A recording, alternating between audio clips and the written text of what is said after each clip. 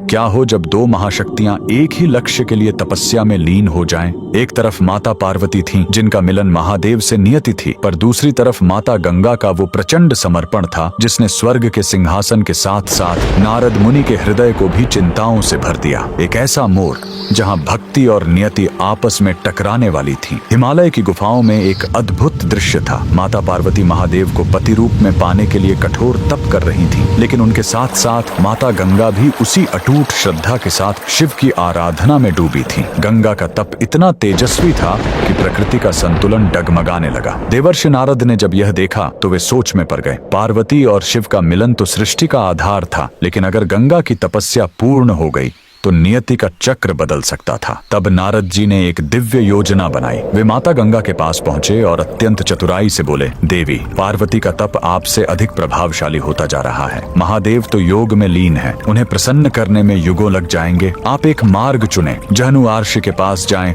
और उन्हें 108 घड़े जल अर्पित करें। यदि वे प्रसन्न हुए तो शिव स्वयं आपको मिल जाएंगे। निर्मल हृदय वाली गंगा नारद की योजना को समझ न सकी और भक्ति के आवेग में जहनु ऋषि के पास पहुंच गईं। ऋषि उस समय गहरी समाधि में थे। गंगा का वेग और वो 108 घरों का जल ऋषि की तपस्या में बाधा बन गया। क्रोधित होकर ऋषि जहनु ने वो सब कुछ कर दिया जो नियति चाहती थी। उन्होंने गंगा के उस प्रचंड प्रवाह को पी लिया और उन्हें श्राप दे दिया। गंगा की तपस्या भंग हो गई, लेकिन उनका निस्वार्थ प्रेम महादेव तक पहुंच चुका था। तभी वहां महादेव स्वयं प्रकट हुए। गंगा की आंखों में अश्रु थे और हृदय में केवल एक ही इच्छा, गंगा की अटूट भक्ति देख महादेव ने उन्हें कहा, इस सृष्टि की नियति में पार्वती ही मेरी अर्धांगिनी है, लेकिन आपके इस निस्वार्थ समर्पण को खाली नहीं जाने दिया जाएगा। आप मेरी पत्नी बनकर मेरे हृदय में नहीं, बल्कि मेरी शक्ति बनकर मेरे मस्तक पर निवास करोगी। आज से मैं गंगाधर कहलाऊंगा और मेरा नाम हमेशा आपके नाम के बाद ही पूर्ण होगा।